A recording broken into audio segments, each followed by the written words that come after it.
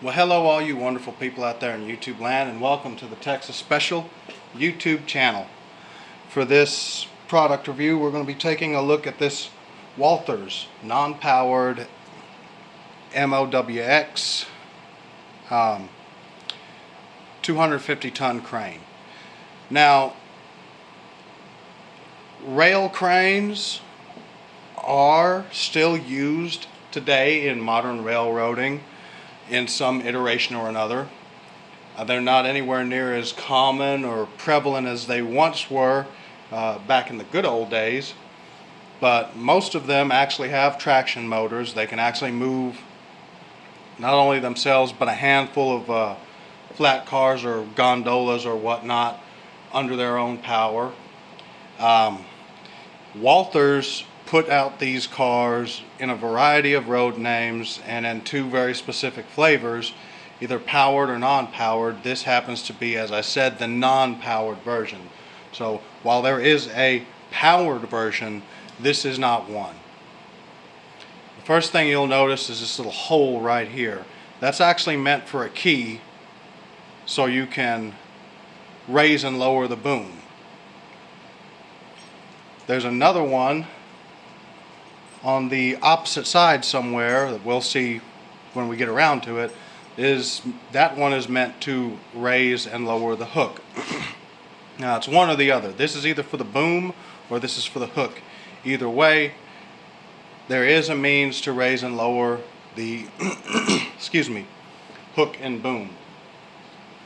So you'll see there is some very fine thread, and that's what this is, thread. Of course, on the real thing it would have been steel cable, but on these models here it is thread.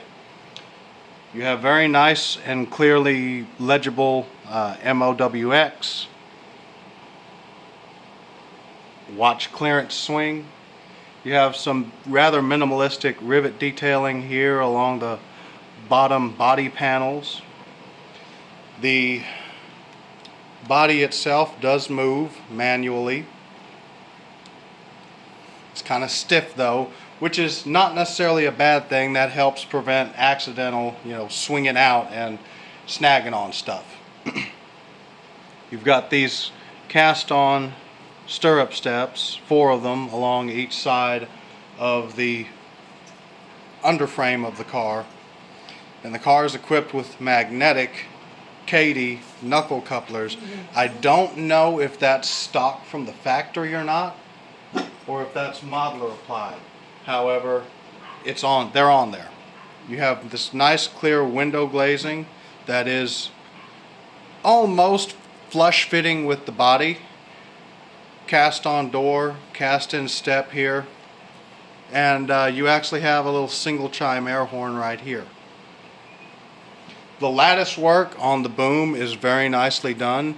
You can't really see it. Hell, I can barely see it. But there is actually rivet detailing where all the cross braces meet the main beams of the boom. And as you can see here, it's a 2-part boom, or meant to model a 2-part boom. Trying to get a good shot lined up on the front end of this is kind of difficult with this big old boom here sticking out about a good 6 inches in front of the cab. But you have a cab window here. There is actually an extension of the window, the windshield up top. There's not a whole lot of detailing. There is a spool that is implied, a cable spool that's implied right there. And you can see some minimalistic rivet detailing along the front portion of the bottom body panels there. You can see some lights, cast on work lights here. Looking at the rear of this thing, we see a separately applied plastic ladder, painted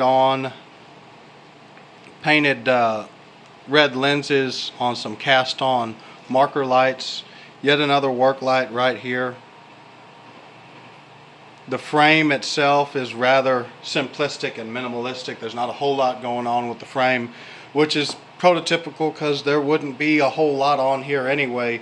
that would obstruct the free swinging of the boom. On the underside of this, you can see the gears, which would have led to the motor, which would have been connected to the motor on the powered version of this.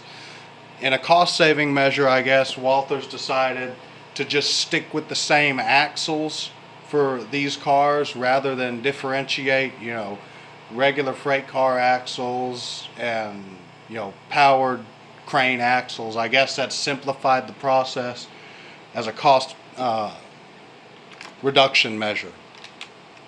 The car features body-mounted couplers and metal wheels. The wheels are in gauge. And that's really all there is to this car. Given its short wheelbase and the fact that there's no tunnels on the Stars Hollow Railroad, this guy shouldn't have any problem with making it around the railroad. So I've got a short work train made up with the Kato SD45, and we will run this guy around the railroad.